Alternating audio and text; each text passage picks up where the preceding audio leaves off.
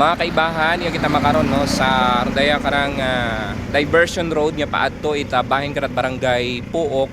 Kung sa sin makita ninyo sa akon karang likuran daya karang welcome arc nga may nakasulat nga ano ra basahon, di mabasa masyado no. Kalibo mga kaibahan. Oo. So Kalibo. Okay? So Raya ay may nakabutang nga Kalibo pero magkabilaan sa pihak man may nakasuwat man itong Kalibo. Pero kung imo karang tan-awon sa magayo ay hindi tani mo mabasa ita masyado no. Bangod nga ni nga ro mga letra ito sa likod ay kitaon man iya sa printe no. Oo, so nga ni ay sagamuag ro mga letra.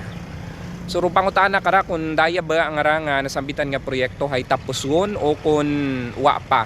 Mga kaibahan, magapit man sa rondaya karang arko hay ro project billboard no. So hara makita ninyo sa akon karang likuran daya karang construction of welcome art di kara sa may Jaime Cardinal Sin Avenue, Puok, Kalibo. So sakop patagaliray mao ita barangay Puok no.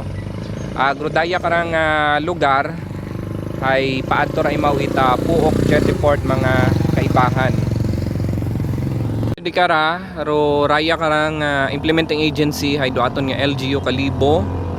Agropondo ay 998,000 pesos, kuwang-kuwang 1,000,000 mga kaibahan. Halinda imaw sa SPA 20% Development Fund no to 2024.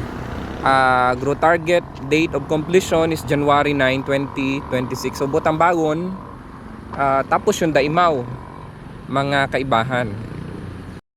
Mga kaibahan na raman do other side no, idaya karang nasambitan nga arko nga kung sa siin makita ninyo nga sa gihapon hay bukon man ita klaro. So pares nga Kalibo di kara sa ronday karang nga side ag Kalibo man ito sa pihak.